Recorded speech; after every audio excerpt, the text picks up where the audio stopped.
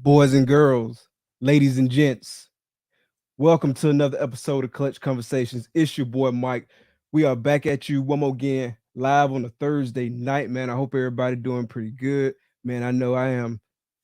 Been looking for this all week, looking forward to this all week, man. Feeling good tonight, ready to get into the show. But first and foremost, shout out to my lovely wife, Takara, for holding the team down, man. Y'all definitely show her some love in the comments. Also, do us a solid and show the show some love. Hit that like button. If you haven't already subscribed, definitely hit that subscribe button. We are almost at 1,000 subs, so we not knocking on the door, man. Y'all help us get over the hump. Just hit that subscribe button, and everybody make sure you smash that notification bell so you can get notifications every time we drop a video. And then for the audio only gang, no, audio recordings of Clutch Conversations are available on all major podcasting platforms. So there's Apple Podcasts, Google Podcasts, Spotify, and more. So when you're checking us out on your favorite podcast platform, please follow, rate, and review. It really helps us out. We appreciate the feedback. We appreciate the support. Speaking of support, man, shout out to all the super supporters this week, man, sharing the show, sharing this episode. Really appreciate it, man. I know a lot of y'all shared it. Keys Constrictors, Bosa Balls, the homie Geo, from Eden's Den, Spicy Noodle Exotics, Wolfie's World Exotics, John Limon, Serp Works, Genetics Nerd, man. Shout out to all y'all and anybody that I missed. I really appreciate the support. And definitely in the subject of support, if you're involved with this reptile hobby in any shape, form, or fashion, please make sure you're supporting US Art and US Art Florida. The links for both of those organizations are in the description of the video. If you're not a member, definitely go grab you a membership. There is strength in numbers. If you're able to donate, please donate what you can. Be sure to spread the word about both these organizations that help protect our rights as reptile keepers. So definitely, y'all know the drill. Tell a friend to tell a friend to tell a friend. Man, the chat going crazy. Want to say what's up to some folks in the chat. Going through here. Let's see who we got first in the house. Man, it's going crazy. Got to scroll. Appreciate the love, y'all. Mark Kerr, Reptiles in the building. Got a new name, new logo, whole new rebranding. Shout out. Thanks for the support. Got the guests in the chat. What's good, bro? The big homie Wiz. What's good, bro? Thanks for coming out. Bosa Balls. Kike. What's good, bro? Thanks for coming out. Eric's Morph Factory. Thanks for coming out. Hit you twice. John, what's good, bro? Thanks for coming out. Appreciate you sharing. Appreciate you. The big homie Keys, what's good, bro? Thanks for coming out. Thanks for coming out. We got Chris, last week's guest, Clutch Conversations alumni. Thanks for coming out, bro. BNS Reptilia. See who else we got. Another alumni, Matt Summers, Reptiles. Thanks for coming out. Christina, thanks for coming out. Genetics Nerd, thanks for coming out. Pico Pythons, Lindsay, what's up? Thanks for coming out. We got an OG in the building, Chris, Snakes and the Fat Man, thanks for coming out, bro. Wayne and Alice, thanks for coming out. Unlikely Morphs, thank you for coming out. Appreciate the support. Jolly, what's good? Got a chance to link up with the homie Jeremy at the Lakeland show last Saturday, man. I appreciate it. It was great catching up with you, bro. Thanks for coming out. Levi, what's good, bro? Me familiar in the building. What's good? Jay Hill Jr., what's good? What's good? The homie Rock, what's good, bro? Thanks for coming out. Serp Works, what's good? Thanks for coming out. Slithery Serpents, say that 3 times fast. Thanks for coming out. Colin Schumark, thanks for coming out. If this is your first time coming out, y'all please hit that subscribe button. Like I said, we're getting so close to 1,000 subscribers. Casey Goff, thanks for coming out. Wifey in the building, the infamous TJ, the DJ on the ones and twos. Thanks for coming out. Gio, what's good, bro? Thanks for coming out. The homie Kent, what's good? Thanks for coming out. Mr. Blade himself, Ray, what's good, bro? Thanks for coming out. Greg, what's good? Ripping Reptiles in the building. Thanks for coming out. See who else we got.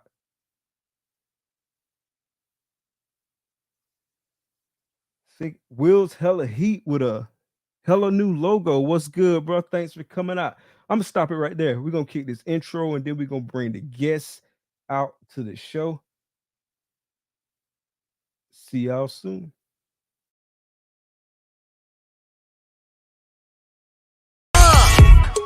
Baby, won't you listen to me? I got that flavor, I know you're dying to feed. I ain't no dancer, just got some hip in my feet. Now throw your hands up. Ooh, you bring the lighter, I got the fuse. You make a fire, I'll add the fuel. Follow my lead, just watch your shoes. Gotta turn the heat up. This cool. Who you know who looking like this for real? Who you know who looking like this? Who you know who looking like this for real? Who you know who looking like this? Who you know who looking like this for real? Who you know who looking like this? Who you know who looking like this for real? Who you know who looking like this?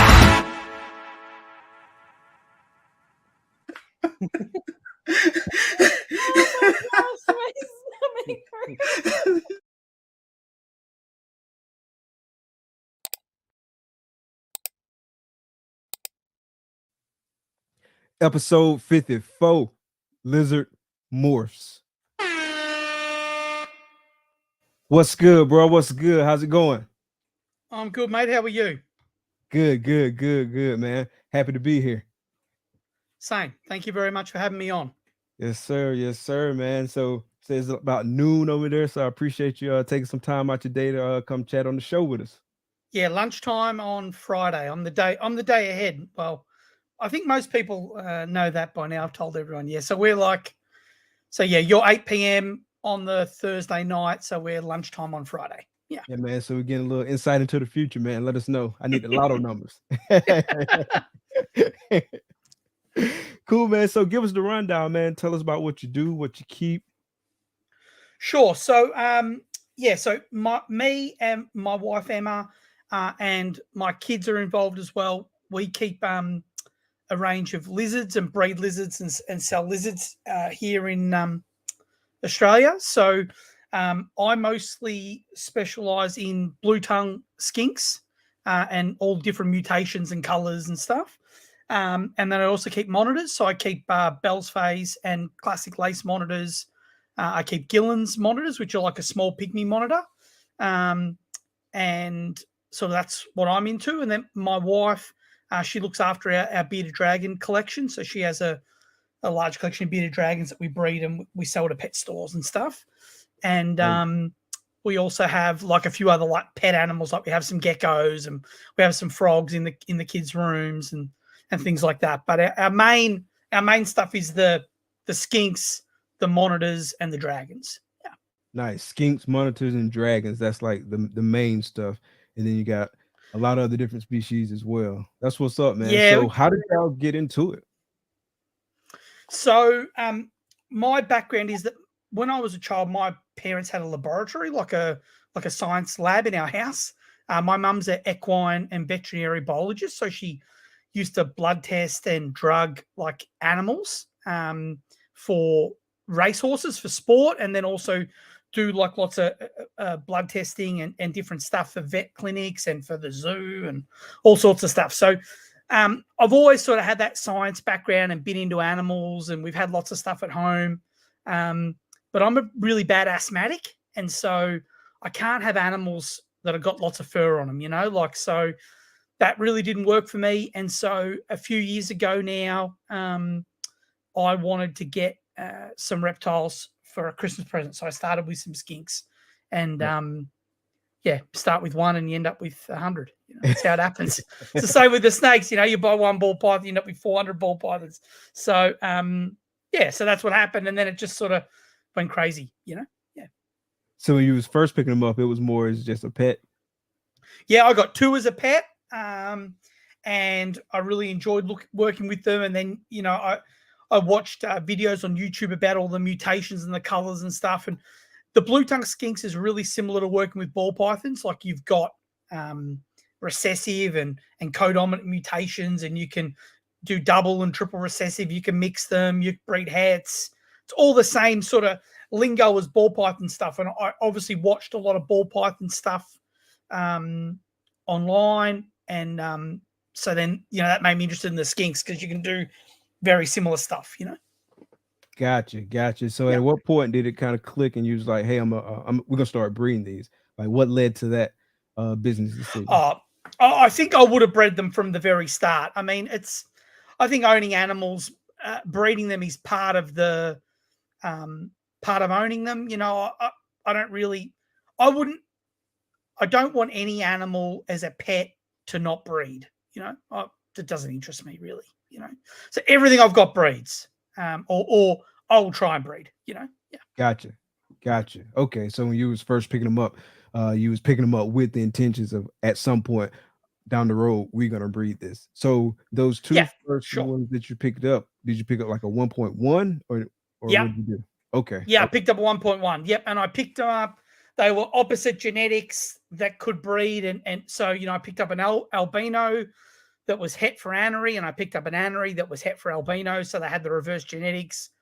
And I hoped they were the reverse sexes. I bought them as babies, but you do your best to guess the sexing with blue tongue skinks. It's not easy to sex them like as a young animal like it is with maybe a snake. It's hard to sex.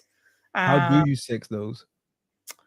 So there's a few ways. You can pop them, but you really can't pop them until they're a fair bit older, and it's not something that I would be confident in doing or I would want to do. I just worry about the safety of the animal, so I wouldn't pop them. But you can, people do. You can look at things like head shape and body shape, and you can look at the tail and see if there's hemipenes. You do all that normal visual cues. You can contrast dye X-ray them. So you put a little bit of dye in the cloaca, put them through an X-ray, and you can see. Oh, wow. What they've got. Or you can put them through a CT machine. So I've always done the X-ray with the dye contrast X-ray. So you put a drop of dye in the cloaca, you put them in the X-ray, and you can see it. It's easy. But so what X-ray machine you use? That's the first time I ever heard about something like that. So do you have access to like X-ray machine, or is it like I do it at the vet. I do it at my okay, gotcha. That makes sense. I take it to my vet clinic. I have a trusted vet clinic here in my state that specializes in reptiles. Okay. So I take it to him, and there they just put a drop of dye in the cloaca, put in the X-ray, take a shot, and it's very easy to see. Okay. Is that an expensive test? What was that? Sorry. Is that an expensive test? Maybe $120 Australian. Okay. So that's like, I don't know, $60 US or something. 60 to 80 bucks US. Yeah. So so it is a bit of money, but I would do a whole collection of animals. And it was actually quite interesting. I bred a litter of double hets, and I wanted to they're all hanging shit on me in the comments about not having a green screen, by the way. They're picking on me. I can see. Hey, don't feel bad because I have a green screen, but I just can't get it to work. So real quick story, bro. Real quick story. So I bought a green screen like 3 or 4 episodes ago, and I practiced with it because everything I'm gonna do live, I try to like do a practice run through like a couple times. And so like I did the practice run through, and it was looking good. Like everything was just perfect. Like I had like what I was gonna do and all that. I was like, yeah. I'm gonna do it this week. Got down to show day, put it up the exact same way. And for whatever reason, man, I got just like all kinds of like issues with it. Like the little green glow is kind of like out of control. And then I got like some patches in it. I don't know if like the light is hitting it the wrong way. And I've been like adjusting the light. So I'm still tweaking it. But one day I'm gonna pop up on here with the green screen. You're gonna know I got it. Yeah. So anyway, they're picking on me in the comments, but that's all right. So so what with the X-ray, so I bred a litter of double hets, and I wanted to work out which ones I was going to hold back. And so I took them all in at 3 months old, and we did the X-ray, and they all showed the same sex, and we were like, that can't be right. So then we took them all back at 5 months old. They all looked the same. Took them back at 8 months old, and then bang, you could see the difference. So that X-ray, dye X-raying isn't actually useful until they've reached like a level of sexual maturity. Okay. So it's good, but you still got to hold the animals back for maybe 12 months and do it that way, which is fine. And then the other way so the vet clinic that I use, they recently just put in a CAT scan machine, like a CT machine. Mm-hmm. And it's the first vet clinic that in Australia that has a special CT machine for exotic animals. And so one of my blue tongues went through that CT machine, was the first animal to ever go in it. And we did it Nice. to look and see what we could see. And you can see everything. Like, it's so good. Nice. And I've put pictures up, and I put a reel up on my Instagram. But yeah, so that was really, really definitive and easy. So the holdbacks I've got from this season, I plan on taking the bunch in as a group and just CT the whole lot, Okay. Yeah. So talk about your setups for your different lizards. Imagine with like different species, obviously there's going to be like different husbandry requirements and different setups. So dive into that a little bit. Yeah, and there's even different setups within the same species. So there's a lot of talk at the moment, particularly in the ball python community, about racks, right? And a lot of positive and negative talk about racks. And there's a bit of an argument brewing at the moment about racks, right? As you would have seen, it's might have heard a little something about it. Yeah, it's been crazy. It's been all over my Instagram. So I have blue tongues, for example. I have about 40% in enclosures, and I have about 60% in racks.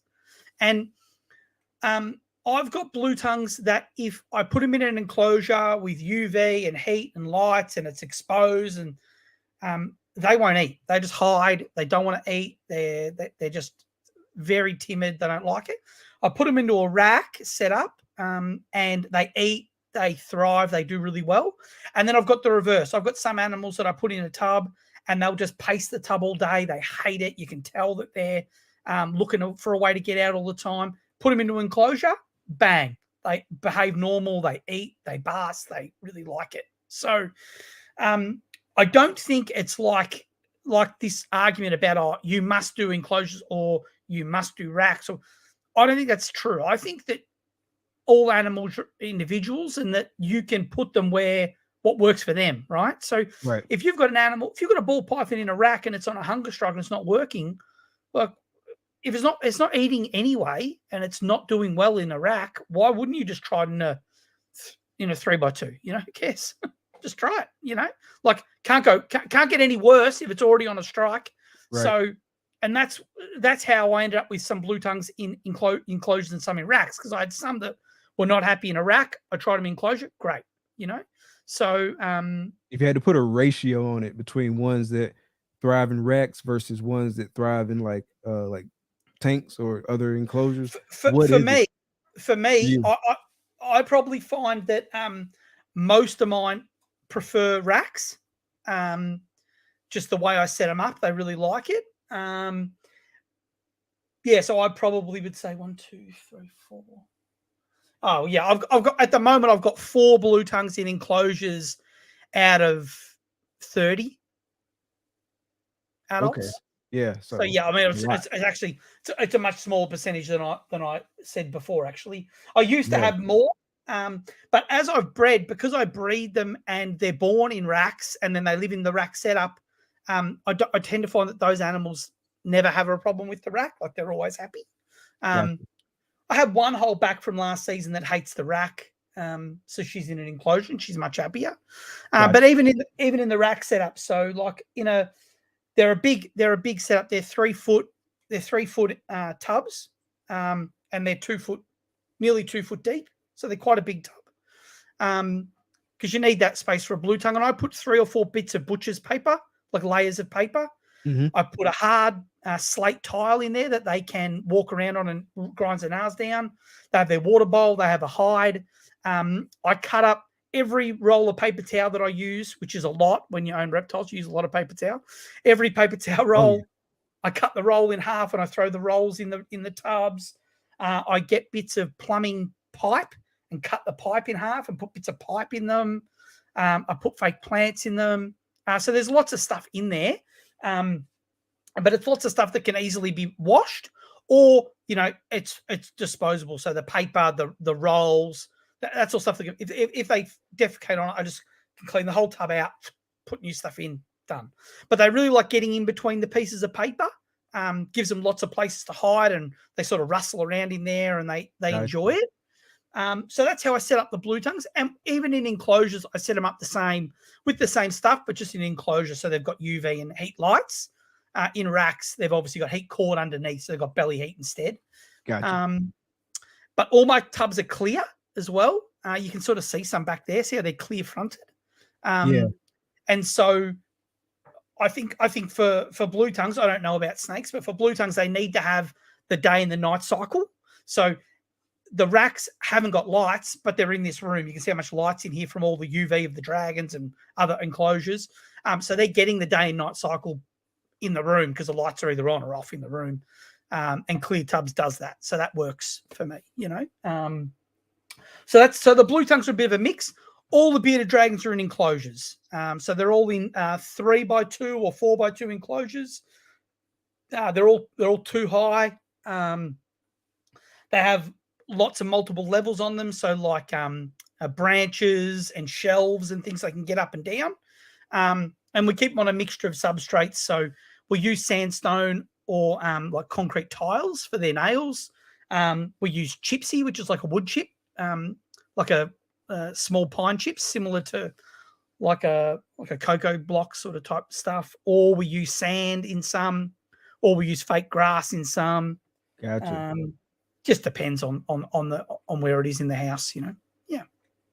That makes sense. And so, like, with keeping multiple different species, I imagine there's some diversity in the diet. So talk Yeah. about the diversity in the diet and kind of like what your feeding schedule, your feeding regimen, what that looks like, and how you like keep up with it, right? Yeah, so I keep pretty detailed records on paper. I write down every time I do a feed. I would like to transition to like one of the programs, like what's the one Billy has? Husbandry Pro. Husbandry Pro. I would like to transition to one of them eventually. At the moment, I do it pen and paper for the side of it, for feeding side, that is. Blue tongues are omnivores, so they eat a mixture of meat and vegetables. I am sponsored by a brand called Fuzzy Fox. Fuzzy Fox. And yeah, and they make the big screen real quick. Yeah, that's it there. There you go. So that's the insectivore one. But it's just like Rapashi, but it's an Australian version. Okay. I sell it worldwide. He's done lots of research. It's amazing product. But it's like a gel-based product. You mix it up. So that's great for all the lizards. But the blue tongues are an omnivore. So I can feed them fruit. I can feed them vegetables. I can feed them dog food. I can feed them mincemeat. I can feed them whole prey items like rodents and quail. I can feed the gel mix like the Fuzzy Fox.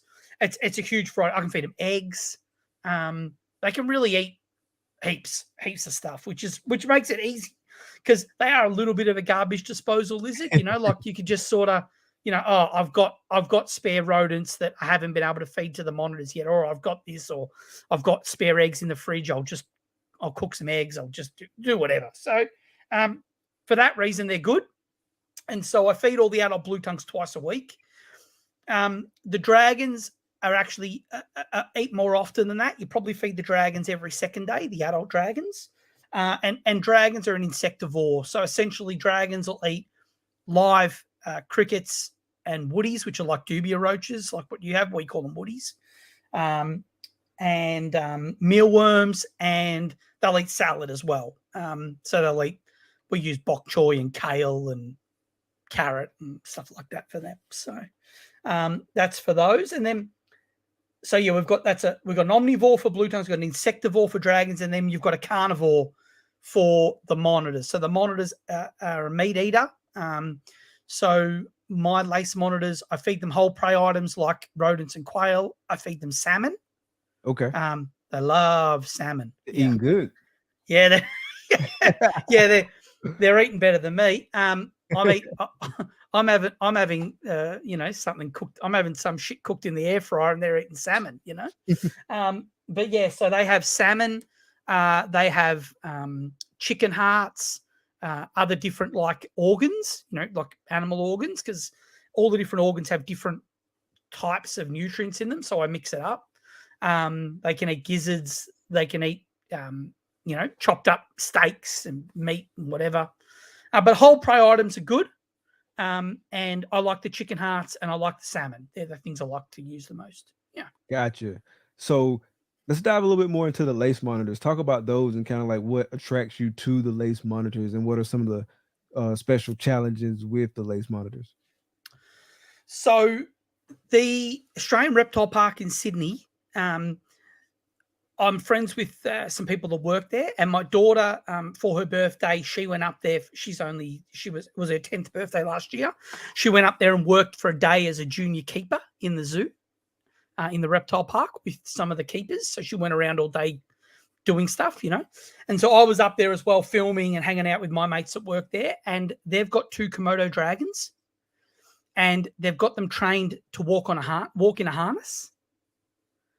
And Nice. So I walked the female adult Komodo dragon around the park on a harness, like on a lead, for like an hour. And it was the most amazing thing I've ever done. Like, I just fucking loved it, right? But you can't own a Komodo dragon. For obvious reasons. Yeah, it's illegal in Australia. So the genetically closest species to a Komodo dragon in the world is the lace monitor. And if you look at the shape of them, the head structure, the way they walk, the way they move, they're like a miniature Komodo dragon, right? It's also the second biggest lizard in Australia behind the Parenti. And so an adult male can grow 2 meters long, which is bigger than me. And so I was like, that's a boss animal to have, Yeah, so that's a big lizard. that's a big lizard. So I decided that that's what I had to have. So I came home from that trip and I pretty much had to have one. And so, after, some persuading, my wife was on board with the idea that I could have one. So I bought one. So I got a Bell's Phase lace monitor. Who's over there? They're only still babies, so they're in this enclosure here. Gotcha. They're 8 or 9 months old now, so they're getting big. But, so yeah, I got a Bell's Phase, and the same guy that I got the Bell's Phase off, he had a whole litter, and he lives in a remote part of Australia, so he wanted to sort of send them to the city to help get them sold, So he sent the whole clutch to me, and I sold them to the pet shops in my area.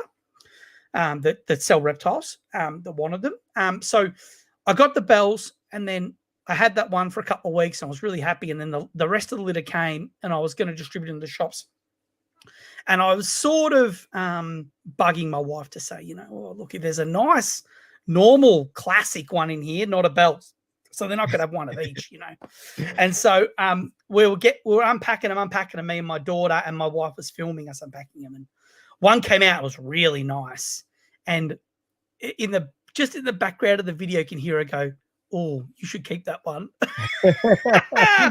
So I was like, yes. So, and I looked at my daughter, Marjorie. I said, "Did you hear her say that? Did she say that?" And so we kept the classic as well. So we've got one of each. And they're 9 months old now, and the Bell's Phase is nearly twice the size of the classic, and they look very different in head structure and so on. And I've sent a lot of photos to friends that I trust and stuff. And we're fairly confident that we've got a pair. a male-female pair, which would be amazing if we do, because I do want to try and breed them later on. So at this stage, I'm hoping that we've got a pair. Nice.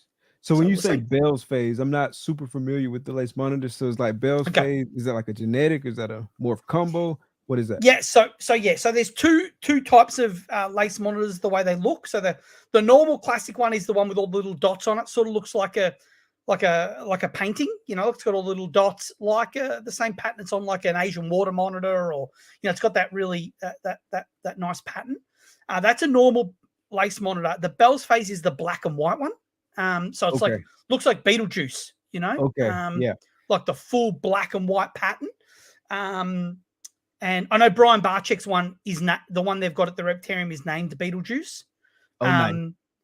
Yeah, and so I've got one of each. One is like the full black and white pattern, and one is the normal. And it is a mutation, but it's a natural occurring mutation. You see them in the wild. Like in the wild, there's both. Yeah. Okay. Is it like a recessive or what? I don't actually know its mode of mode of inheritance exactly. Yeah, I couldn't tell you, to be honest. I haven't worried that much about it, because like if I breed them, I just want to breed them. I don't care if they're normals or bells or what. They the bells do sell for more money here in Australia, but not much more money, and they're nothing like. I bought them for about 10% of the price of what they're worth in America. So in America they're very worried about which color you get, because it makes a big difference to the price. And like a Bell's phase lace monitor in America is worth thousands and thousands and thousands of dollars, but in Australia it's not. Yeah. Okay. I'm breeding them and keeping them because I want them, because they're attractive. Plus, too, I've got a lot of American people and overseas people that follow my Instagram page, and it's a striking, impressive animal. Be great for videos. It's fun, yeah. So yeah. Yeah, that makes perfect sense. Yeah.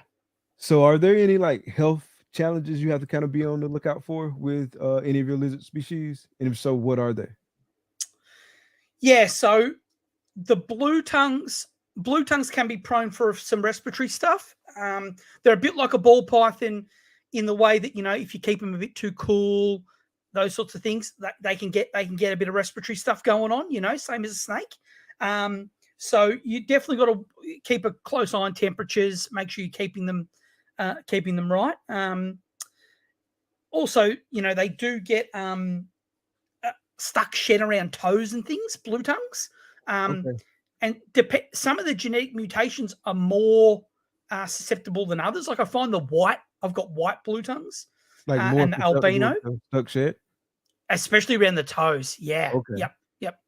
So some of the mutations get a bit more susceptible to certain things. So you just sort of learn that over time. You got to just keep a closer eye out for it. I am probably known on my Instagram for helping animals remove their shed. I get in fights with people about it all the time, but for me, I have better results and I have better health of my animals to when the shed is coming off to take it off. I don't leave it. I saw one of your shed videos. Yeah. I think got like 12 views on it. What? 93 million. Oh yeah. Yeah. So I got one that's got 92.3 million views, which was a shed one. And yeah, everyone they went berserk. So look, there was probably 150 people that hate me and want me to die on that video. But I got like 3 million likes, so I don't care what they think. But we have a big collection. My wife spends so much time looking after them and feeding them, and we keep them like this is like a lizard hotel. It's that clean. This is my office. Lizard shit stinks, right? Like if we weren't keeping them clean, this room would be unbearable. And I work at this desk full time. This is where I spend the majority of my time. So, it really I spot clean the lizards in this room 2 or 3 times a day. They get their enclosure fully cleaned out once or twice a month. It's a lot of work, but they're very highly cared for. So we're not going to do something that would hurt them. Like So, but I think removing those sheds, especially around eyes, nose, toes, those things, it does make for a better quality of life for the animal. In my opinion, keeps them clean and tidy, and we just have less health problems. If you leave it and shed gets stuck in their nose, then you got problems. And some of especially our bearded dragons, some of them are worth a lot of money. So, and the blue tongues, 100%, 100%. Yeah, you definitely got to keep up and stay up with the cleaning. I mean, that's with any animal, but you definitely got to stay on top of that. And so you do a lot of socialization of your lizards as well, right? Yeah, so probably not that much between the lizards themselves. So the blue tongues are all kept separately in their own enclosures, Right. and we get them out. I get them out for basking in this. We've got a dining room window that the sun comes in and heats the floor up in the dining room. And I could bring all the blue tongues out and sit them on there. They wouldn't even know there was another blue tongue in the area because they're so busy just enjoying the sun and the heat off the ground. But we don't really put them together unless we're breeding. We keep them all separate. But they do get a lot of socialization with my family and children and stuff. Like my kids. I shared a photo the other week with my daughter in bed on her iPod with like 3 blue tongues in there, and they're like 3 $2,000 blue tongues. So she's got $6,000 worth of lizards in her bed watching YouTube. We do socialize them a lot with us. So like I would hold every blue tongue every day because I check every blue tongue every day. I spot clean them. So I grab the lizard out. I check the lizard over to make sure there's no issues. So yeah, they're very well handled and socialized for sure. Absolutely. Yeah. That's what's up, bro. And the monitors, the lace monitors, at the moment, they're growing a lot, but I've still got them in quite a small enclosure. They're due for an upgrade very soon, but they're okay in that size enclosure at the moment because we get them out for probably an hour to 2 hours every second day, and we let them roam the house. So there's videos on my Instagram of them jumping off my dining room table onto my clothes horse and climbing up my laundry and running around all over the house. So yeah, they are socialized a lot with us, especially the lace monitor. You're going to have 2 lizards that are going to be 2 meters long, right? And if they're not socialized, they're nasty as, right? Like they'll take your finger off, right? Yeah. So, and I've got 4 children. So the last thing I want is, my daughter to lose a finger or me to lose a finger because they're not handled a lot. So, I mean, we hold them heaps and we get them out a lot, let them climb around just because we need them to be super social, Absolutely. Yeah. You don't want them problems at all. No, and I want to walk them around on a lead like I did at the reptile park. So, I want to walk the lace monitor up to the dog park and see how all the dog people go.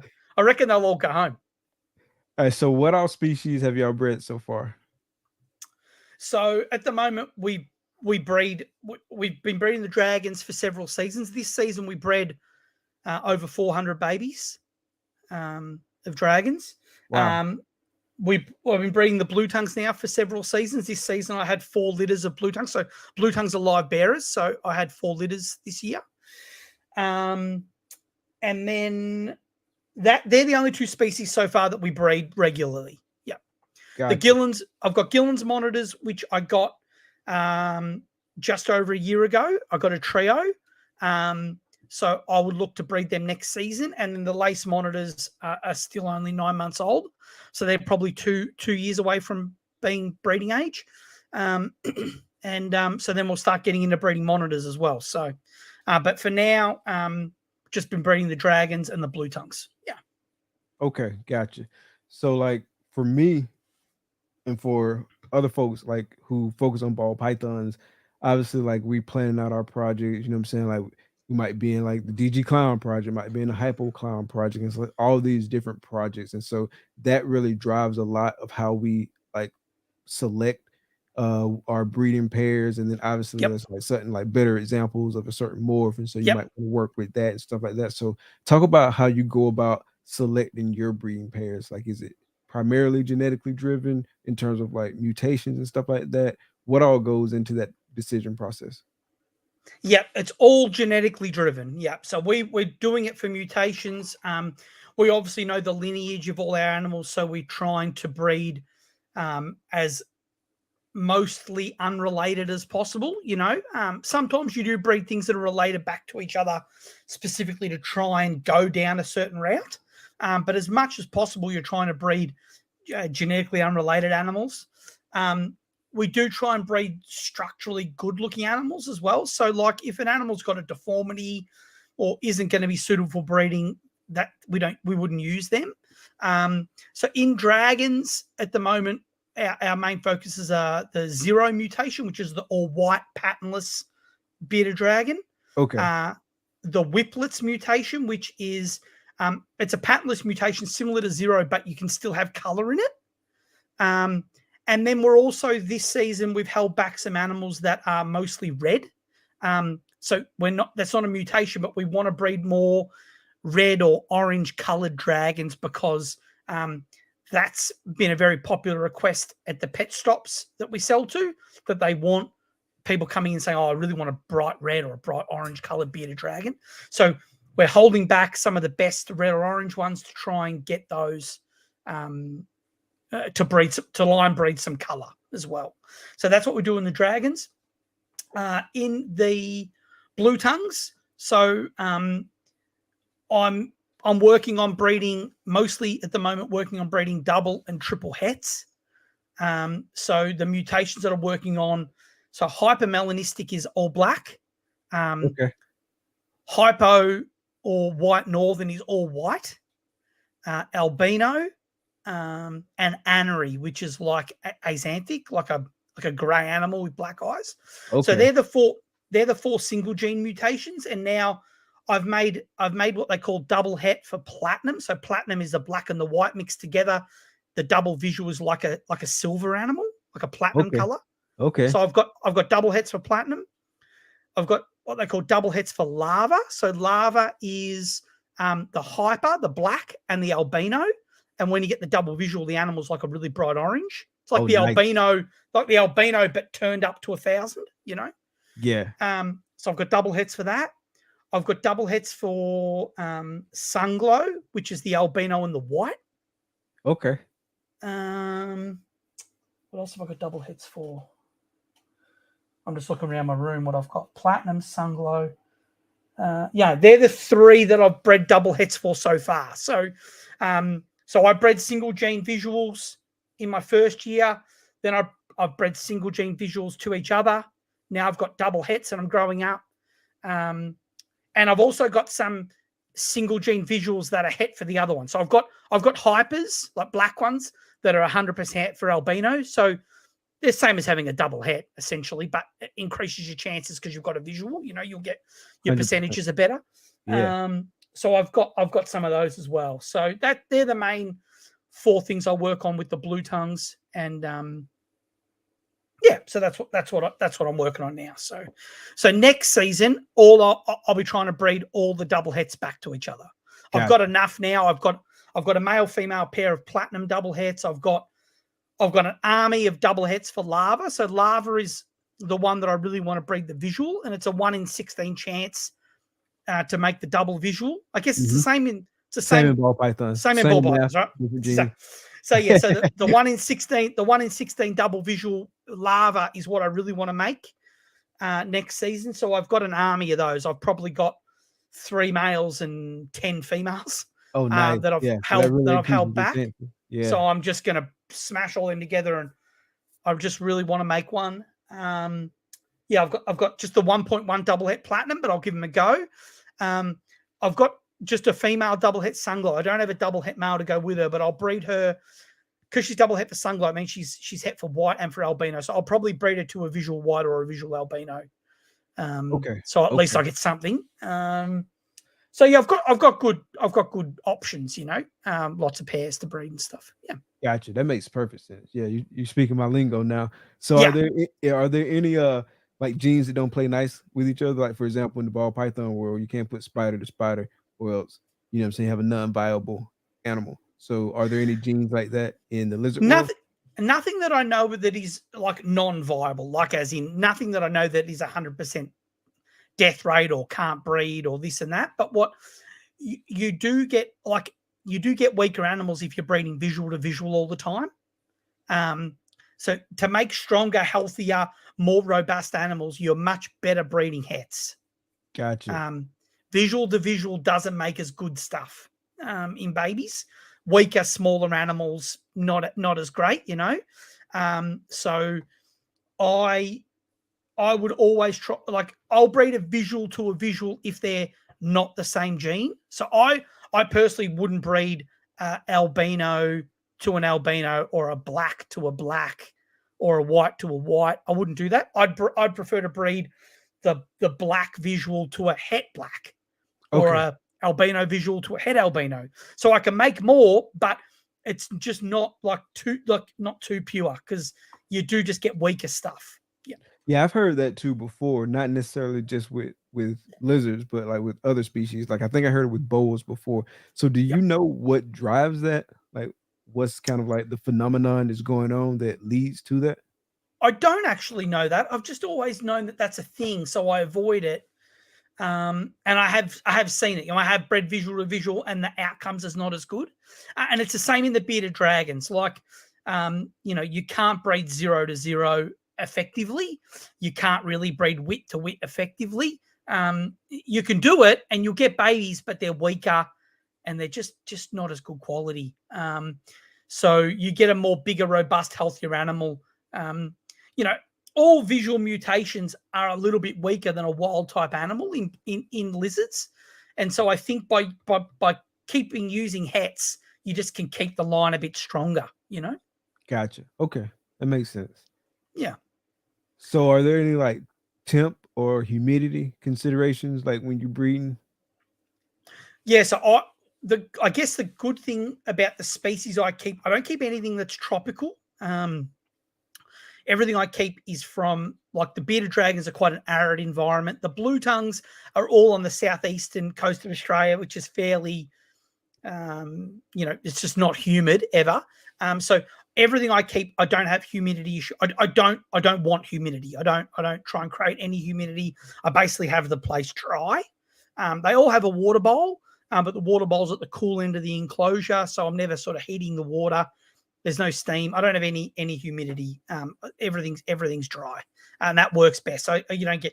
I think the humidity, you can get respiratory issues with the blue tongues and with the dragons, Mhm. and with the monitors. So I don't really give them humidity much at all. I occasionally spray an animal in shed, but I would prefer to take the animal out of its enclosure and bath it than I would to spray it in its enclosure and create humidity. Would be my preference.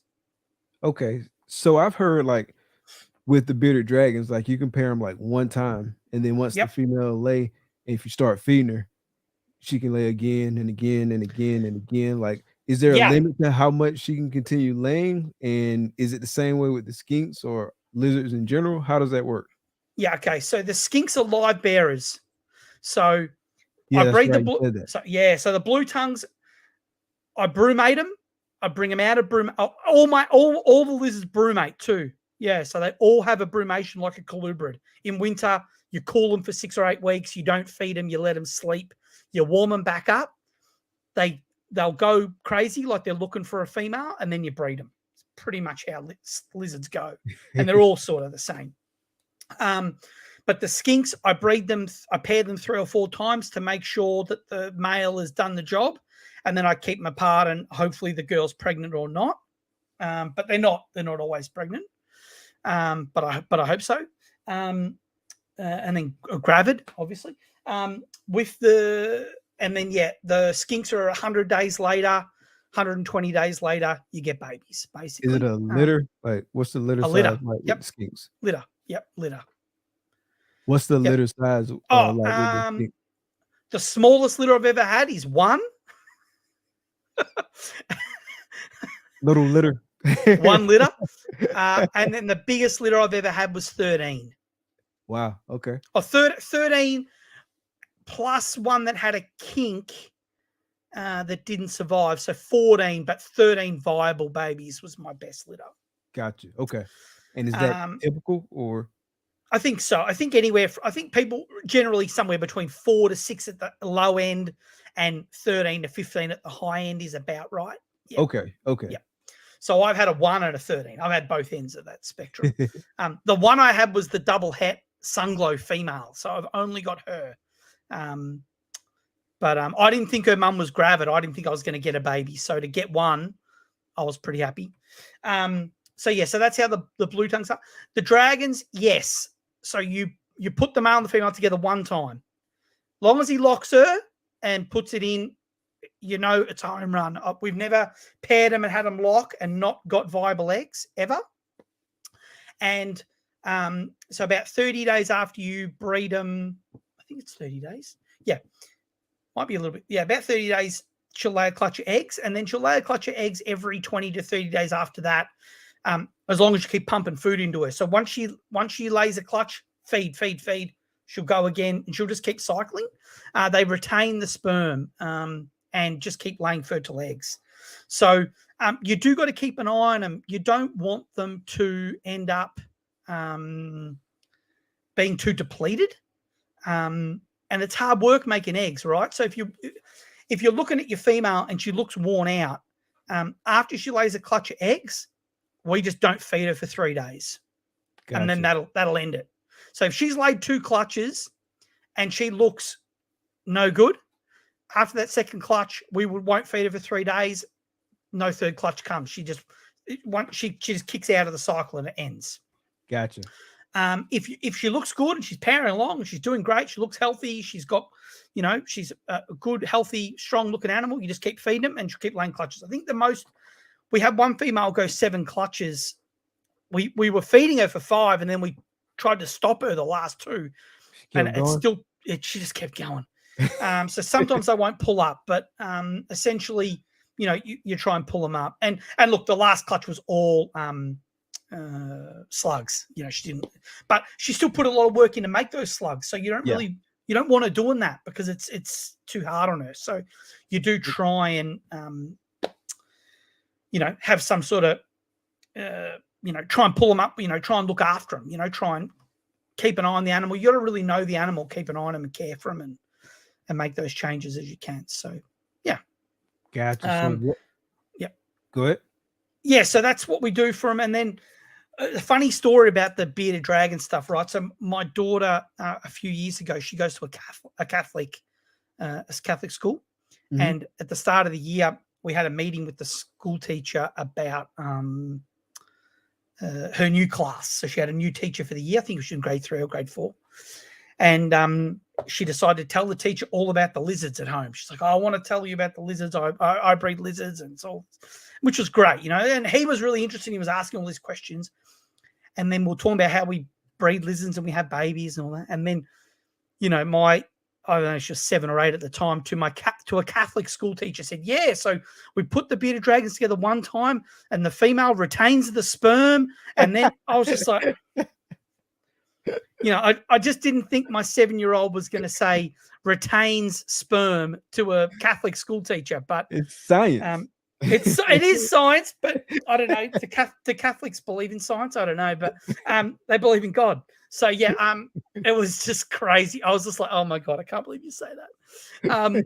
So to a school teacher. So anyway, but it was pretty great, and the teachers were really supportive of how into the animals she was, and she actually bred stick insects in the school classroom that year. With that teacher. So. Yeah, it's pretty cool. So he was a really great teacher, but I just thought it was funny that, she said sperm to a school teacher, a primary school teacher. She retains the sperm. Yeah. I was like, oh no, it's not really what I expected. So what does hatchling season look like for your, or baby season? Because they're not all hatching gobblers. Yeah, well, so hatching bearded dragons is crazy. It's very hard on Emma because she looks after them. But we have an incubator in the next room, and obviously we're incubating them, checking eggs every day, and they're hatching.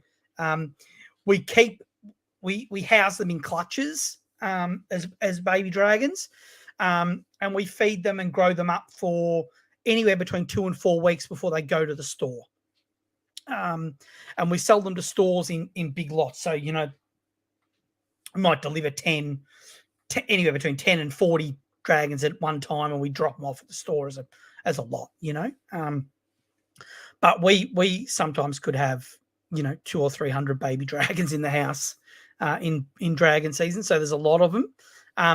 The blue tongues, because I'm breeding mutations, a lot of people do keep the baby blue tongues together initially, but you do get bitten off tails and bitten off feet and all sorts of stuff if you house them together for too long. So man. I don't, because I'm breeding. What's kind of the cutoff or where you got to pull them?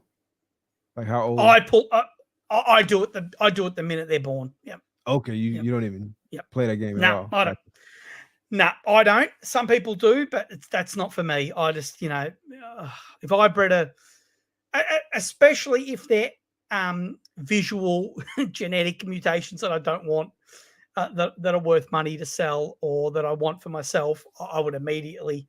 I guess if I had a litter of all hets and I wasn't so stressed about it, maybe I could. But I just care about the animals' welfare so much. I just, you know, I get upset when anything like that happens. So, you know, I'd rather separate them straight away.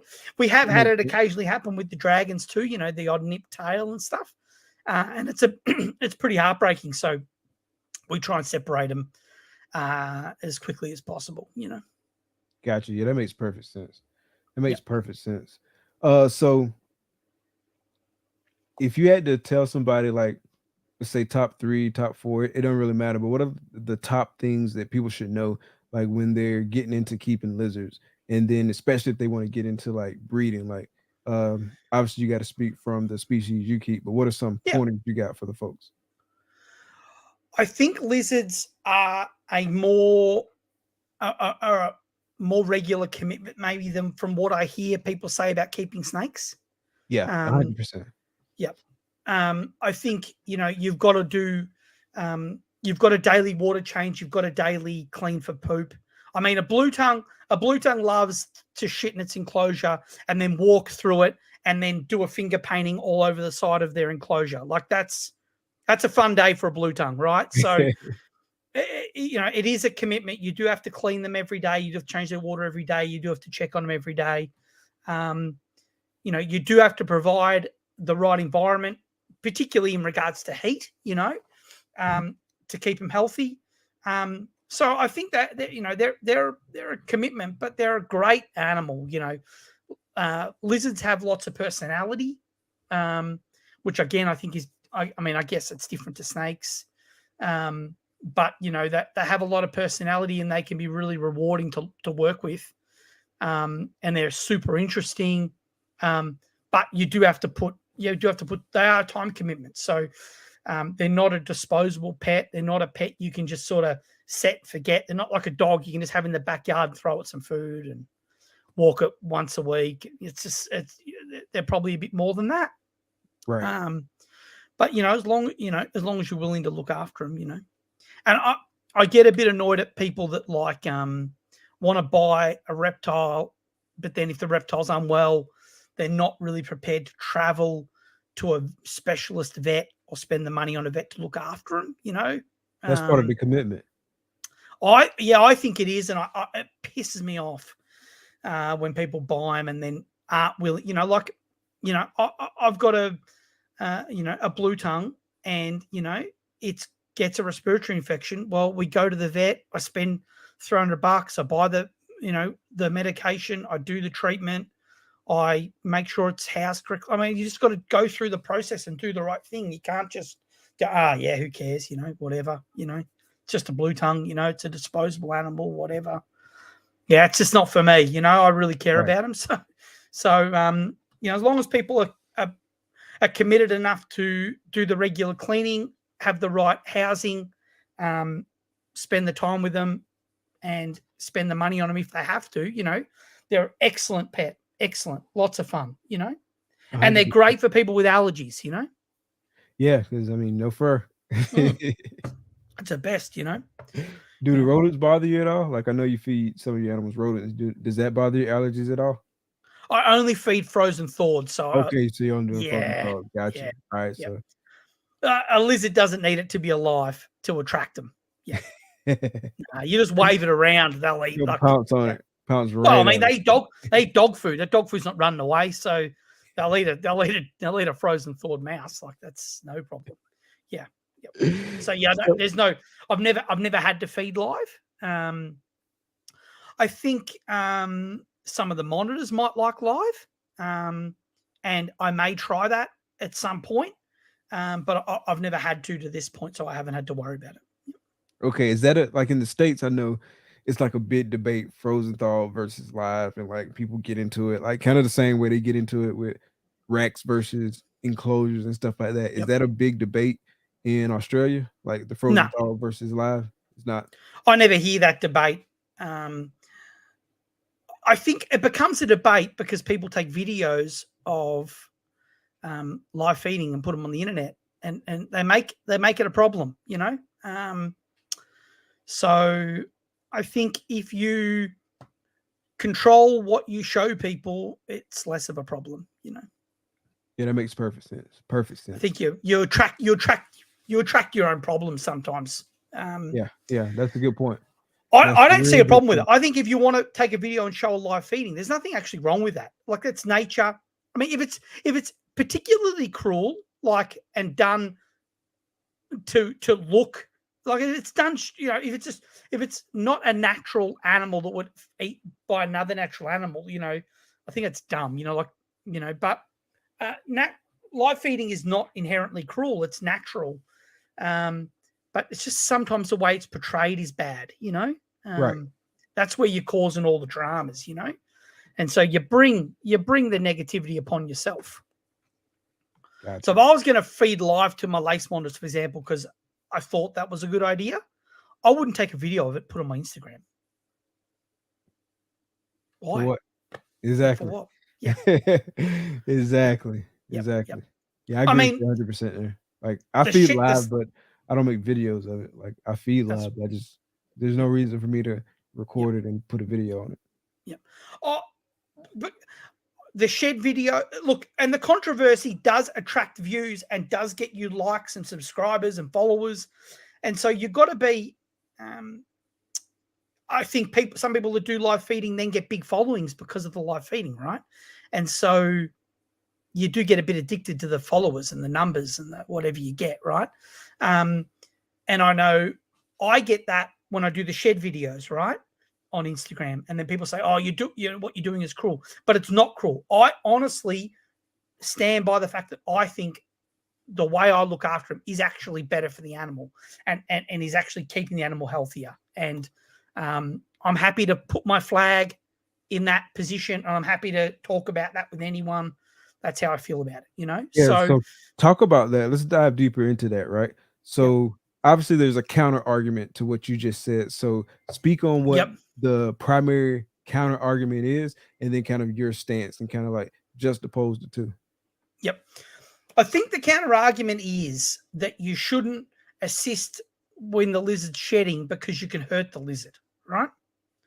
Now, yes, you could. If you are taking shed off when the shed's not ready, if you're peeling shed off when it shouldn't be peeled off, yes. And so if you're a person who owns one bearded dragon and lives on the other side of the world to where bearded dragons are from and only know about bearded dragons from what someone told you at PetSmart, I don't think you should peel your bearded dragon, right? That's probably a good position to have. And I think the position of not helping them with shed is because you don't want someone who doesn't know when to do it or how to do it or why to do it. So I get it, right? But I have a big collection. I know when they're ready to be done. When you've got the animal in hand, you know, it's loose, it's dry, it's coming off. You know, we soak our lizards to help them with the shed. You know, you've just got to make sure that you do it at the appropriate time. I think someone with less experience might do it at an inappropriate time. So the counter argument makes some sense. And I think I do write to people, like when people comment, say, you shouldn't do that. I say, listen, I've got a big collection. I spend a lot of time with the animal. I know when it's ready to be done. I've checked with my veterinarian. I have experience. If you don't have the experience, don't do it. Right? And then some people say, well, you shouldn't show it because people without experience will copy you and they'll hurt your dragon. I've just never had a problem doing it. I've never heard it. I've never heard an animal doing it, and I just don't believe it hurts them. Yeah. And people say, oh, you can look at the reaction of the animal. It's moving. It's trying to bite you. It's doing this. It's doing that. Some of those animals, mate, they try and bite my hand because every time they see my hand, it's food. Yeah. They bite me anyway, right? Operant conditioning. Yeah, like they're just, some of them are spicy. Some of them have got attitude. Some of them are going to, if I was patting them, they'd bite me. If I'm peeling their shit off, they'll bite me. If I'm feeding them, they'll bite me. If they just like biting you, they think, that's just their personality. I've got some lizards that would lay there and not move a muscle while you took their shit off because that's their personality. But the ones where they're reacting and jumping around and carrying on, that makes a better video for Instagram, right? So that's the one that goes up. So people think that I'm hurting them, but I'm not. So, I mean, I see both sides of the argument. I think if someone hasn't got experience and it's their first time having an animal, leave the shed for as long as possible, and then you might just help at the end. It's already falling off. You might just help flick it off, and it's good. That makes sense. But yeah, they're dead skin cells, right? I had someone say, "Oh, if you help your lizard shed, it's going to get cancer." Well, how does that work? It doesn't work, right? That's just. They've read too much internet, like that's enough internet for today. Put the internet away, please.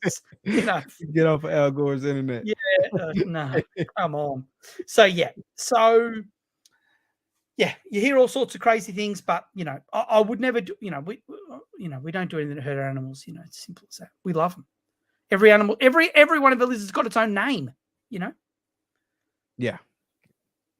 You're not naming every snake.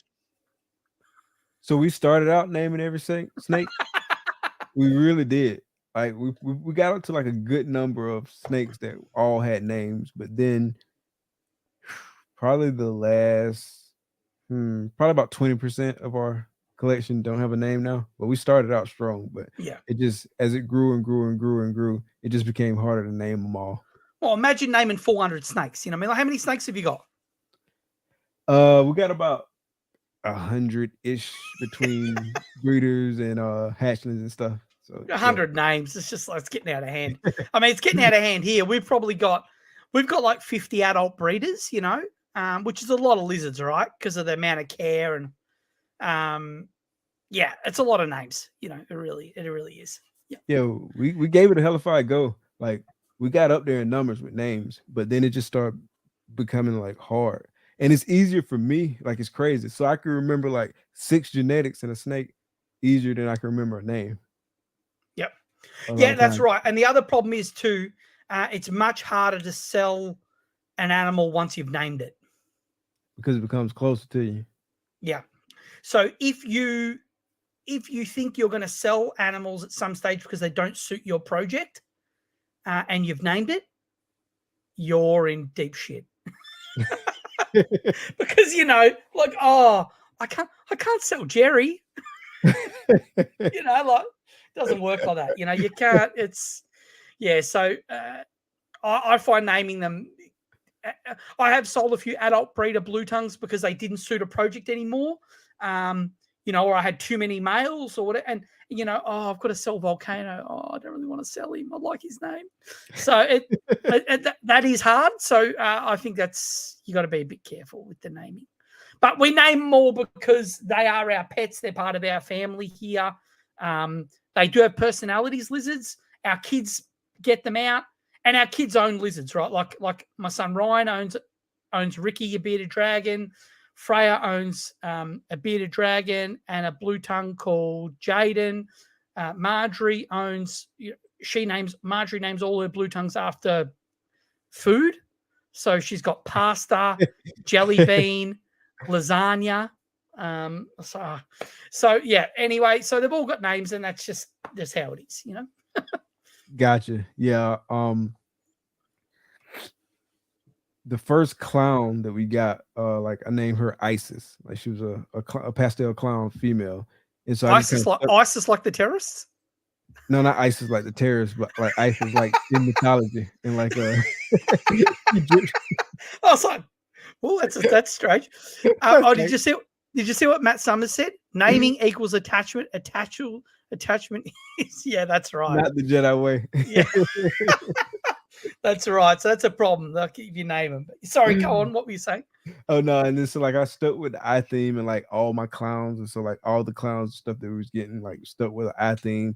Like we had like different themes, like some of them got some Marvel names and stuff like that. But just here recently, probably it ain't even been a year since we stopped naming snakes. We just kind of like stopped and just started tracking the genetics because it does get hard to come up with a name every single time. And then what's harder for me, and which is again such a weird dynamic, I can remember like 6 genes easier than I can remember a name, right? Yeah, that's right. And look, if you've got a powerhouse multi-genetic male or female that you know you're going to keep for a long time, it's going to be an important part of your projects for years. There's no way it's going to become outdated quickly. And you could name 1 or 2 of the really special animals, but you're not going to name, look, he's 80 plus now.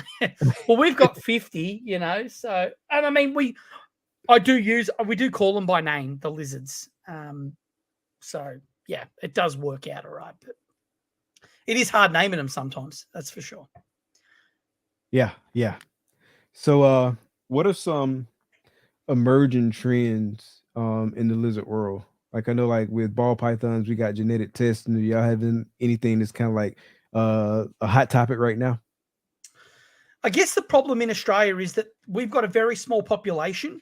So we've got like, I don't know, 26 million in Australia, which is, probably less than live in California, and we've got but geographically, we've got a country the same size as America, but we've got way less people. And so we've probably got, less, we've just got such a small amount of reptile keepers. We've got a great reptile community here, a lot of people that keep, and we've got an expo this weekend and it's awesome, but we just don't have the amount of keepers that you would have in America. So things like genetic testing, that's not going to happen to our species unless it's driven by America. And then you can't ship a shed out of Australia because it's illegal. Okay. Shipping a shed is like shipping an animal internationally. It's the same. Gotcha. So you can't ship a ball python shed out of America without a CITES. Right. It's the same. So, yeah, and it's illegal to import or export any animals out of Australia. We're not allowed to do it. So, we have a smaller community, and so those things, so there's nothing crazy like that. We do in regards to products and things. I guess we follow along what happens overseas. So our big product brands here are still Exoterra and Arcadia and all that sort of stuff. We do have a few people starting to do PVC stuff here in Australia. So PVC, we're still using a lot of melamine, enclosures and racks. And we don't have anyone like Freedom Breeder or any of those here. So we've got a lot of the sort of wooden, this melamine type enclosure and racking. But we are getting a few people starting to do PVC and copy a little bit of the cooler American stuff, like the Focus Cube stuff and all that sort of thing. Okay. So that'll be cool. So it sounds like while the market isn't quite as large, it's still some opportunity there to tap into. Definitely. Yeah. I personally have been looking at some of the overseas trends and products that people do in America. And, like it's too expensive for me to say import Focus Cube habitats into Australia and sell them. It won't. All the money's gone with the travel. But whether you could replicate what someone like Focus Cube or, those sort of higher end brands are doing overseas and replicate that for our market and make them here, that would be an opportunity for us. So, yeah, 100%. So I would like to get into that. Something I'd be interested in doing but it's not something that I've jumped at this stage. I'm sort of busy with the actual animals themselves, but I would like to create an income stream that was off a product. I just haven't. You've also got to be excited about it and be passionate about it too. Like, I just don't want to do something for the sake of them. Like, oh yeah, I'm going to do it just because it'll make money. Like, you're boring. You got to be keen. Yeah. So money can't be the only motivator in anything. No, because it just won't work. It just won't. So eventually, I'd like to get into something, but I've got to find something that really sparks my interest. Gotcha. Okay. Yeah. So man, I wanted to talk about Bronx Down Under, obviously. So tell us a little bit about the podcast and kind of like tell us a little bit about the origin story and how it got started.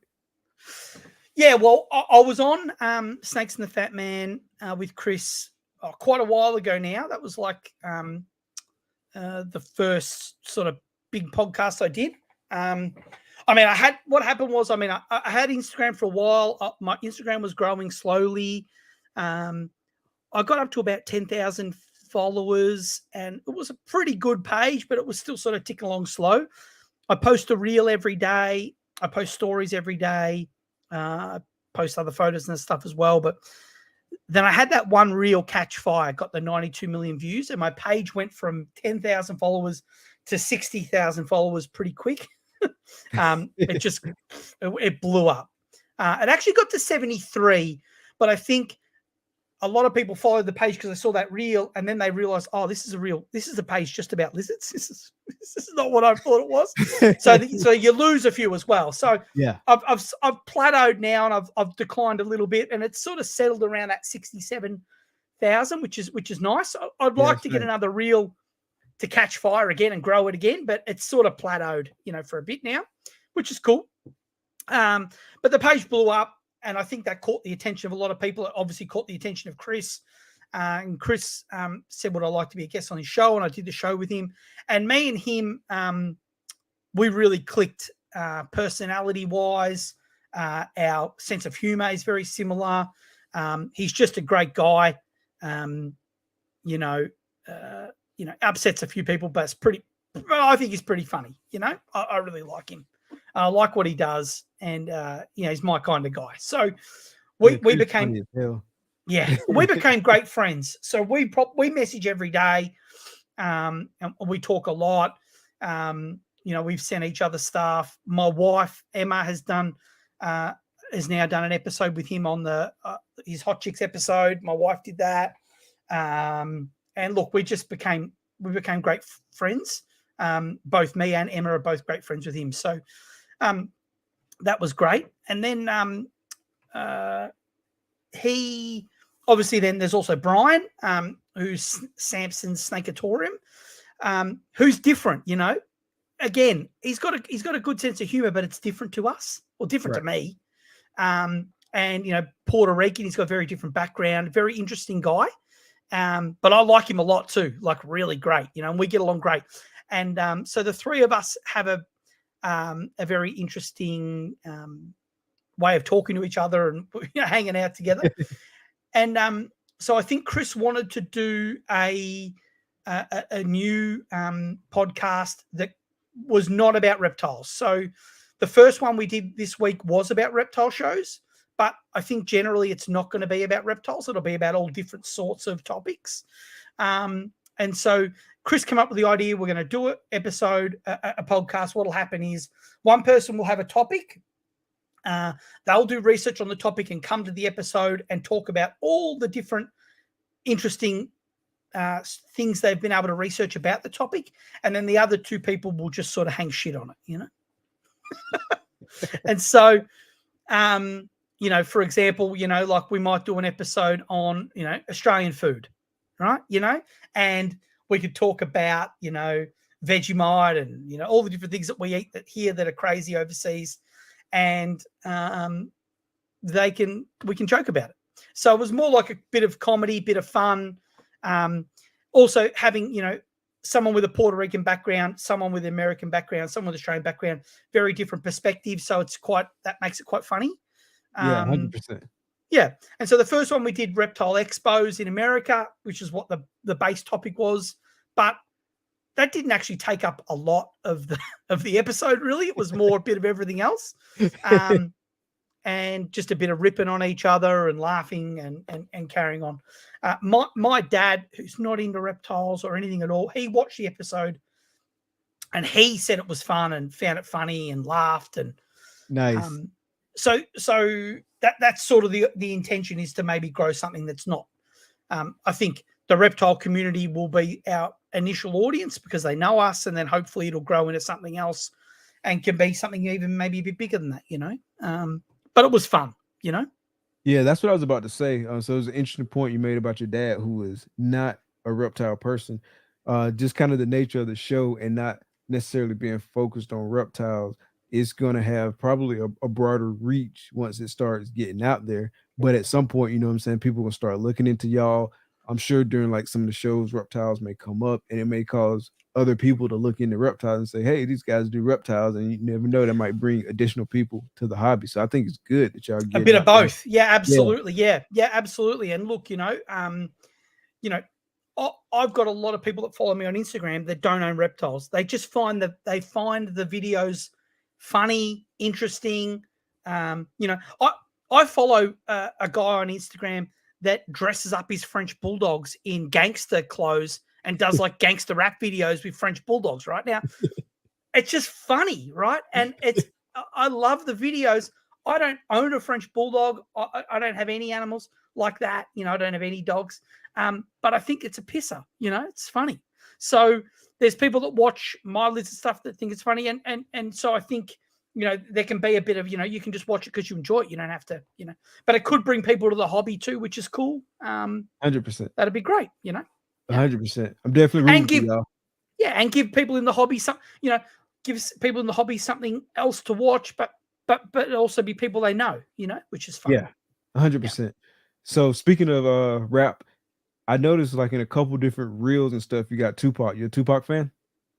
Yeah. So I am a Tupac fan. He's probably like the three or four. The four big ones, obviously Tupac, Biggie, Snoop, and Dre, right? Okay. For me, you know, that's I'm 41.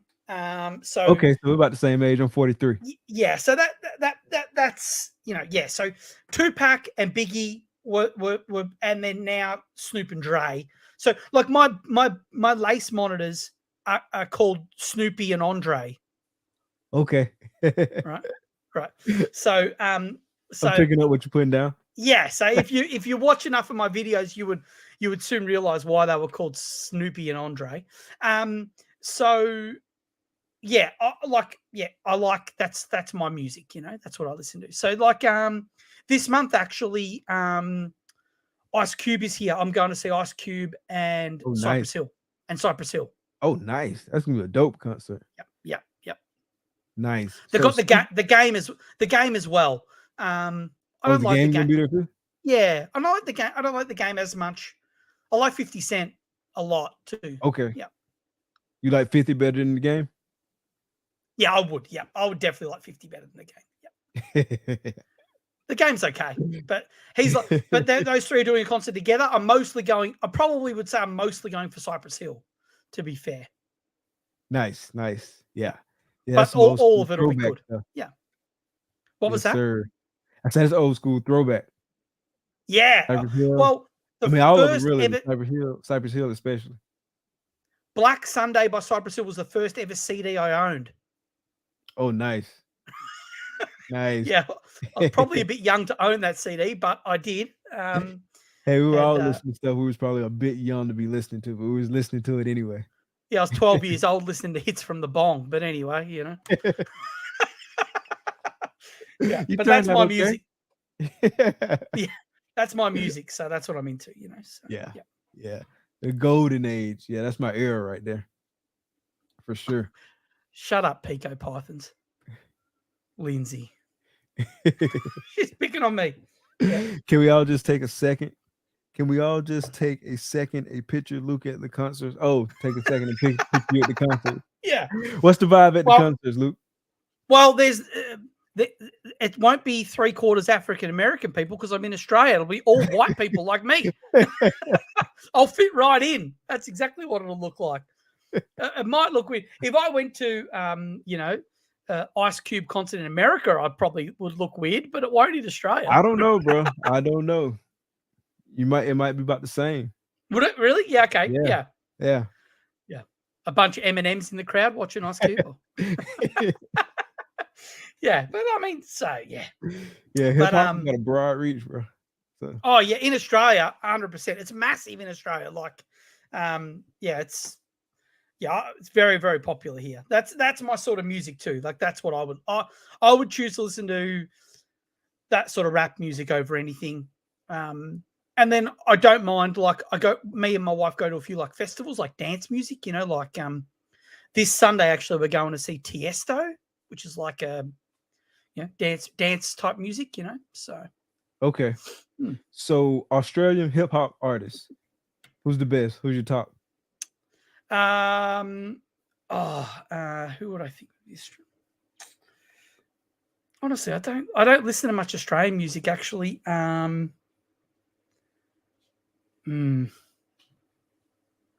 Hilltop Hoods. Hilltop Hoods? Yeah. Is that a group? They call it skip hop. Skip hop. Why is that? Or skip like Skippy, like a Skippy's like a kangaroo. Okay. And so it's Australian hip hop, they call it skip Hilltop hop. Hoods. Hilltop Hoods, very good. Yeah. Okay. Yeah, I have to check that out. They are, if you look them up on like Spotify, Apple Music, or whatever, they are the best Australian hip hop band, 100%. Yeah, they're white guys, but they're good. They're great, like very, very good. Yep. Gotcha. I'm gonna have to check that out. But that's about it. There's not much else.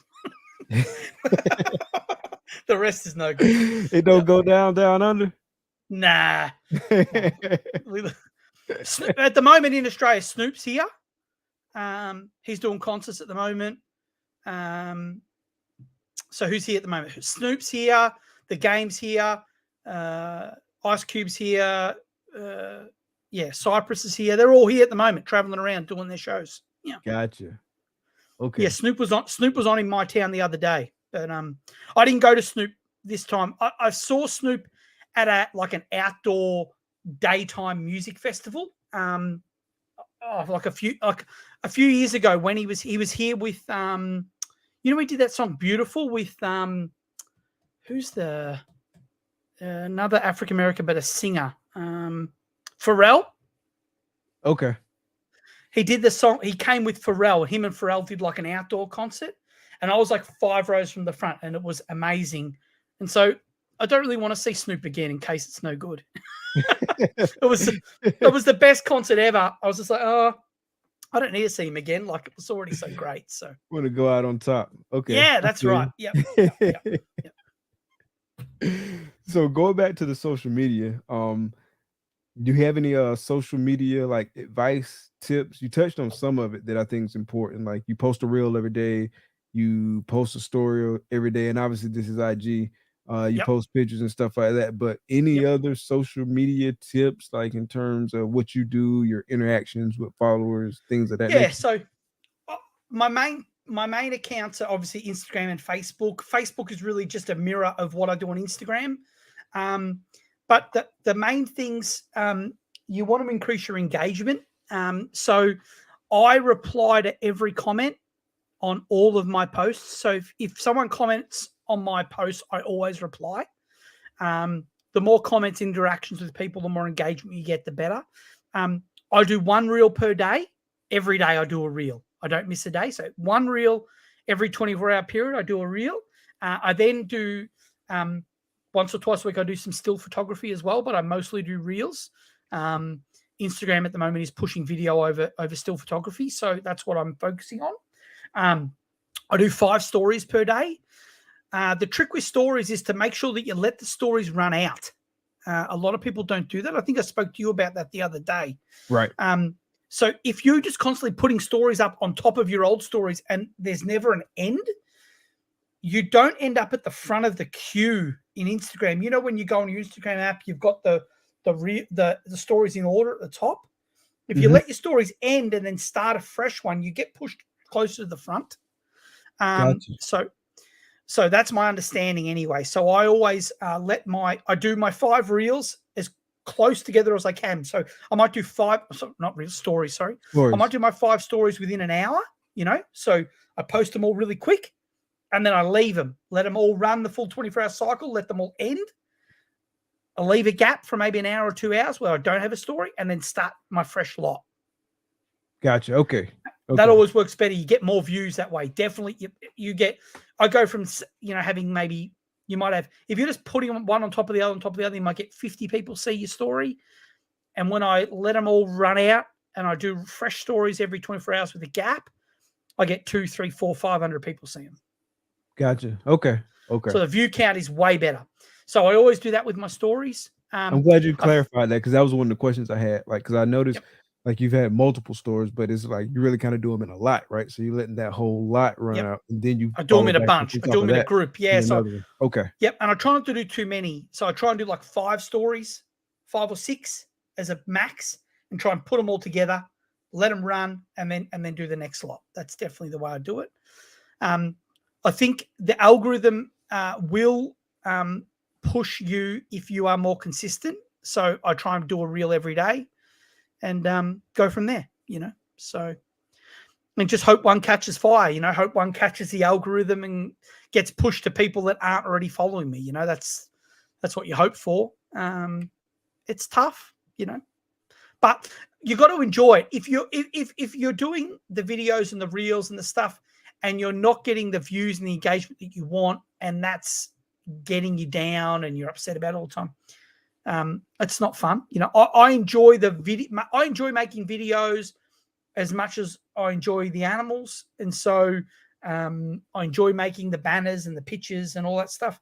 So as long as you're getting enjoyment out of it, then who cares? Gotcha. Do you plan out what you're going to post like for like the whole week, or do you just kind of do it like on a day-by-day basis? No, I have them in draft. So like I pre-make all the reels and then I draft them. You know how to do that? Yeah. Yeah, so I've got them all in the draft. Oh, see there, Sneak the draft peek. on this side. Yep. And then I've got 3 at the moment in draft, ready to go. Okay, gotcha. Yep.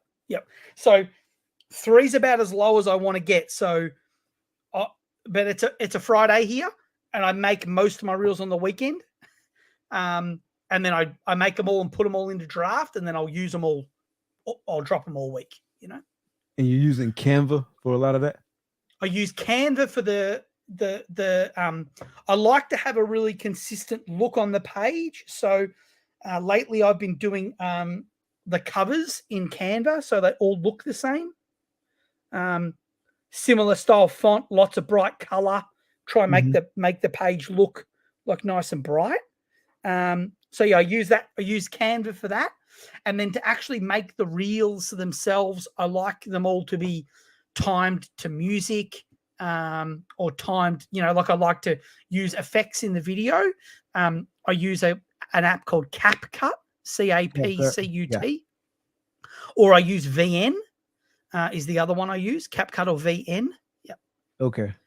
And they're both good. They're very similar. They just have slightly different things in them. So some things I like in VN that CapCut doesn't do. So I'll flip and flop between the 2 apps, but I make them all in there. And that's how I do it. Yeah. Gotcha. Yep. Okay. I try and use music that's trending. You know how to find music that's trending on Instagram versus not trending? Yeah, the one with the little arrow. The little arrow. Yeah. So, yep. The stiffy arrow pointing upwards. He's your man. You want him, So I use that as much as possible, rather than the music symbol, if I can. And I try and find videos that are trending that have had less than 10,000 videos made of them. Okay. So if the music's trending, but it's got 1 million videos, you're just going to get lost in the sauce. Okay. Yeah. So trending, but a low count of videos made is my preferred. That's what I'll try and use. But Instagram at the moment is trying to push more original content. So I have been doing quite a few videos lately with no music that are like either my voice talking The sound of the shed, my daughter talking to a lizard. That original content is also good. There's nothing wrong with the original audio that you own. So if you use your own original audio, that sometimes is helpful too. Some of those go pretty well. Yeah. So try and do a mix of those two. So what would you say, like, what's the downside of social media from your perspective? I used to take it really personal when people attacked me about the way I cared for my animals. Even though I'm very confident that I care for my animals better than anyone could care for them, and that I keep them to the highest standards that I possibly could. People that want to keep differently are people that want to keep bioactive, people that want to do keeping a different way to me, and that want to have those arguments with you. It's really not fun. And I used to get pretty emotional or down about it, and so, yeah, that's probably the worst thing for me, was that negativity. But learning to just not take any of that stuff to heart, and just believe in yourself rather than getting bogged down by the haters. Yeah, most of them perfect strangers. Most, if not all, perfect strangers. So it's not even worth it, man. Like, just find your tribe and rock with them. Yeah, and a lot of jealousy. Like my page I had one reel go crazy and it blew my page up. Now I've got a really big following, and I've had 5 reels go over 1 million views.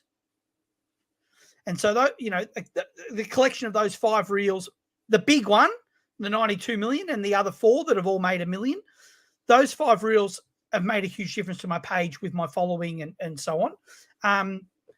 But people jealous, saying, just saying nasty things about your page. Oh, you bought your followers, or you bought views. You can't buy 92 million views. I'd love to, if I could buy 92 million views for every reel, I'd buy it, but it's not possible, right? So you just got to get lucky. The algorithm's got to bite, and you get the views, and you just got to, enjoy it when it lasts, and when it's not going so well, just be consistent and enjoy making the videos and enjoy the community that you've built. A lot of people that are in the chat, like Matt Summers, he likes and comments on nearly every video I make. And I appreciate, people like that, Lindsay from Pico's Pythons, liking, commenting on my lace monitor videos because she thinks they're wonderful, and those sorts of things. It's just really nice to build a community of nice people, There's a ton of dope people in this community. Oh, I've met so many friends. Me and my wife Emma are going to try and get to an expo. We're going to try and do Arlington or Tinley this year. Should do October Tinley. October Tinley, yeah. So October Tinley or Arlington. Arlington's the other big one, one of those. But we really want to get to one of those shows and just meet all the people that we've met, because we've made so many great friends. It's been amazing. That's what's up, bro. Yep. All right, bro. So before I let you get out of here and enjoy the rest of, I usually say enjoy the rest of your night, but enjoy the rest of your day. Yeah. I got some random questions for you. And so okay, the first one is, and you probably heard some of these before, but we're going to start with the first one. So if you could live anywhere in the world, where would it be and why? I want to live in, I don't know about other countries. I haven't really thought about living in another country, but I really would like to live in far north Queensland. So I live in the far southeast of Australia. I want to live in the northeast. So it's the reverse of you guys. The further north we go, the hotter it is in Australia. Okay. Because we're below the equator. You're above the equator. Yeah, that makes sense. So I want to live I want to live in far north Queensland, because that's saltwater crocodile country. I just love the wildlife and the animals and the temperature and the environment. That's just where I want to be. Yep. So me and my wife both want to live up there for sure. Yeah, that makes sense. I never really thought about it like that, but until you said it. But yeah, that makes perfect sense in terms of like location. It's a bit like the flop. Yeah, so far north Queensland is like Australia's Florida, you know? Gotcha. Crocodiles, lizards all over the place, snakes, wild animals. It's hot. You know, that's where we want to live. So once our children are all older and moved out, that's where me and my wife want to live. Yeah. Bree, what's good? Thanks for coming out. All right, so if you could have dinner with any three people, dead or alive, who would it be and why? Michael Jordan Nice. just has to be. The GOAT, by the way. Bite None of anyone this that LeBron talk. anyone that thinks LeBron is the GOAT is an absolute moron. So Michael Jordan, by the length of the straight. The other two people, I would probably say, to pick a dead person, I'd pick Biggie. Okay. Just yeah. I like him more than I like Tupac. Out of the guys that aren't around, the rappers that are dead. Biggie's my number one. Tupac would be my number two of the guys that aren't here anymore. Okay, I'm gonna let you say your third, but then we're gonna unpack that Biggie and Pac. So that's one, two. What do you want? Yes, third Matt. person. Steve Irwin. That's what's up. That's what's up. He's not here, which is he is. And look, if I could have a fourth person, I would have David Attenborough. Right? He's still here. If David Attenborough had passed, I probably would have said David Attenborough over Steve Irwin. Once they're both passed, I think David Attenborough is one and Steve Irwin is two in the animal world. But yeah, they're the two. Yeah. Gotcha. All right, so let's moonwalk back to this Biggie and Pac discussion. So why Biggie over Pac? And I'm not judging, but just I'm curious. I just like the sound of Biggie more. I think the Tupac stuff is fairly like it's a bit more aggressive, you know, and he had a bit more baggage, you know, like he was really into some of the rights and he probably thought a little bit deeper than Biggie, you know, and so I think some people would find more of a connection there with Tupac, but I just found Biggie's music more fun, you know. Gotcha. Not as serious, you know. Gotcha. Would that be fair? That's a fair statement, and I actually agree with it.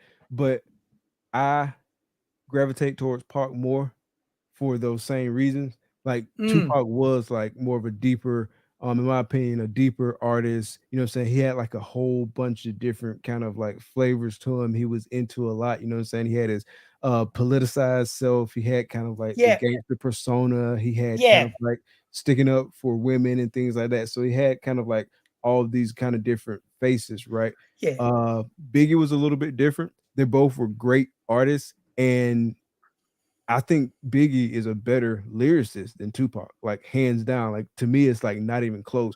But if someone asked me who's my favorite, Biggie or Pac, I would go with Pac, but Biggie is not that far behind. Yeah. Yeah, and so some of the political stuff and that, I just can't really connect with being on the other side of the world, and we don't have those same sort of issues here, and so it doesn't initially grab me. Right, and that's a big part about the music is how it grabs you and how to yeah. But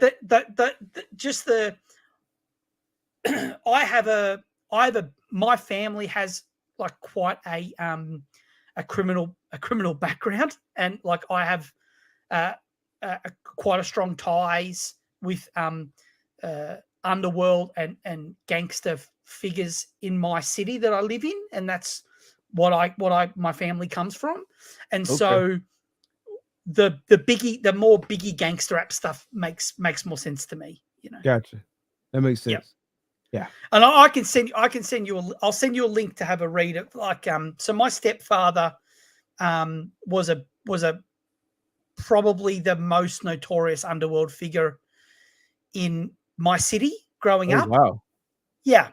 so like my stepfather was a huge deal in my city, and so my I became quite well known for that, and obviously it's not what I am now, but was a big part of growing up, and Mhm. so it's quite interesting, and so that's why I'm into that music. Gotcha. That makes sense. It was the soundtrack. 100%, 100%. Yeah. Gotcha. Yeah, you definitely have to shoot me that link, bro. 100%. Hmm. Yeah. And the next one, if you had $10 million to invest, how would you invest it? 10 million US. I would buy a business. I don't know what business I would buy, but I would buy.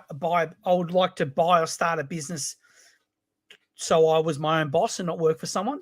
I'd like to go back. I have done that in the past, but I'd like to go back to that some stage in my life. And if I had the financial means to do it, I would. And I would buy property. You know, I wouldn't buy cars, and I wouldn't buy, um, you know, um, those sorts of things. I would spend it on property and business.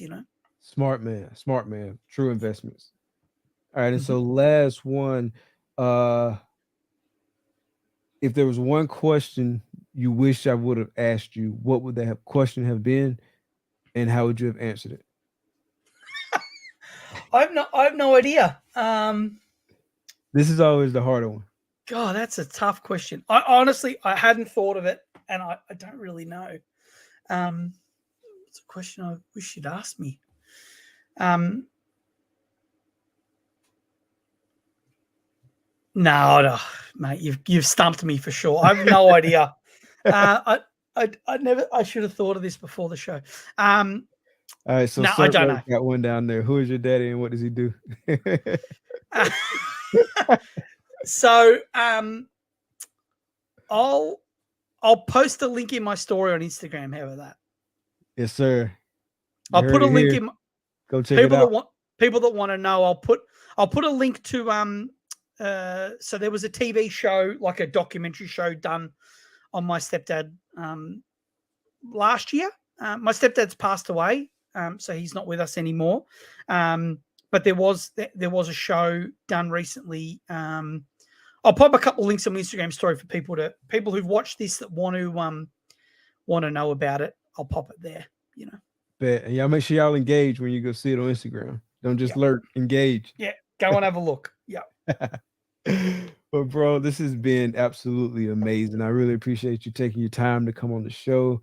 I know it's like the middle of the day for you, so it could be disruptive depending on what you got going on. But I really appreciate you taking the time. Is there anything else you want to tell everybody before we get out of here? No, look, I hope that everyone's watching follows me on Instagram, but I would like everyone to follow my Instagram page. um, that's where we post all our videos and our stories, and that's where we connect with everyone else that's in the reptile community. And like that's my favorite place to hang out is on Instagram. So if people could follow us and engage with us on Instagram, that would be great. Gotcha. And we got your link tree in the description of this video. So y'all Oh, make sure y'all go check it out for sure. thank you very much. Cool. And to everybody in the chat, everybody listening to this later, man, we really appreciate the support. We appreciate all the shares throughout the week. We appreciate y'all coming through, kicking it with us each and every Thursday night is dope. Next week we will not be live. Next week will be a pre-recorded episode, and so we got the homie Shane from Small Town Exotic. So make sure y'all check that out. Next week is gonna be Tinley week too. So that weekend, so Thursday, Friday, Saturday, Sunday, Monday, however long you stay in Tinley, y'all make sure y'all have safe travels. For those of y'all traveling, y'all have a good time. Won't get a chance to talk to you live before then, but the following week we'll be right back at you again. Thank y'all for coming out. Be blessed. Peace. Luke, can you hang around for just a second? Of course, man. Thank you. Sir.